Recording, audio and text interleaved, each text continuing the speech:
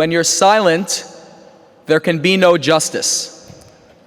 Good evening, everyone. My name is Ben Newhouse, and I'm a junior at NYU studying finance and accounting. When I was 15, I traveled to Poland and Israel on a 5-week trip led by my Jewish sleepaway camp. I can still remember entering a concentration camp and feeling horrified. The message to me was clear. It was the silence of too many people which set the stage for the atrocities of the Holocaust to occur. And when you're silent, there can be no justice. A few years later, I learned I was accepted to study at NYU. Yet on my first week of college, I vividly remember the intimidating feeling of walking through Washington Square Park while anti-Israel protesters shouted in my ear, "Israel is an apartheid state, a racist state. Israel is killing babies." I felt humiliated, but I also wondered, am I on the right side of history?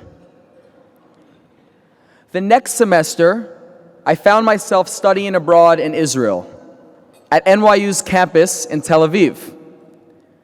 It was a life-changing experience, but what I'm here to tell you about tonight is what happened after. When I returned to New York, I learned that the Department of Social and Cultural Analysis at NYU had completely cut ties with NYU Tel Aviv. Why? They said it was because Israel is racist. So those kids in Washington Square Park had been successful in spreading lies about Israel. I knew that one of the main reasons they were successful was because people remained silent. And that reminded me of the lessons I learned in Poland, that when you're silent, there can be no justice. So in response, I promoted a petition condemning the academic boycott, and I addressed individual letters to all my professors, friends, and colleagues, urging them to sign. It ultimately gained over 4,000 signatures. But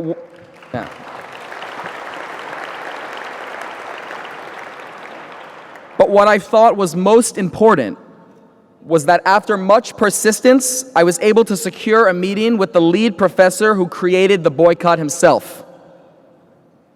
I was wrong.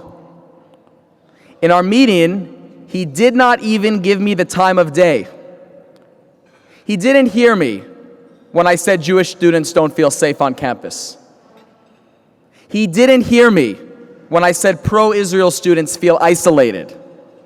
Again, I felt humiliated. Then the Algemeiner came along and published my story. The story of the work of myself and countless other students on campus fighting to combat this misguided boycott. And I'll tell you why this is so important. Do you know what happened after the Algemeiner published an article exposing the academic boycott of NYU Tel Aviv? The university issued an official statement condemning the department's boycott, and the entire situation calmed down.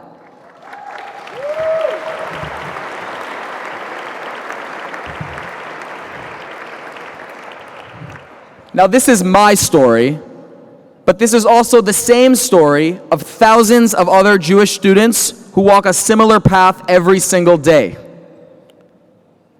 Now, let's imagine a world without the Algemeiner, just for a second. Most likely, the university would have remained silent. And if so, more students would feel that this department made the right decision, leaving the pro-Israel community isolated once again. I imagine a time where my children can go to college and won't be yelled at in a public park that Zionism is racism and Israel is an apartheid state.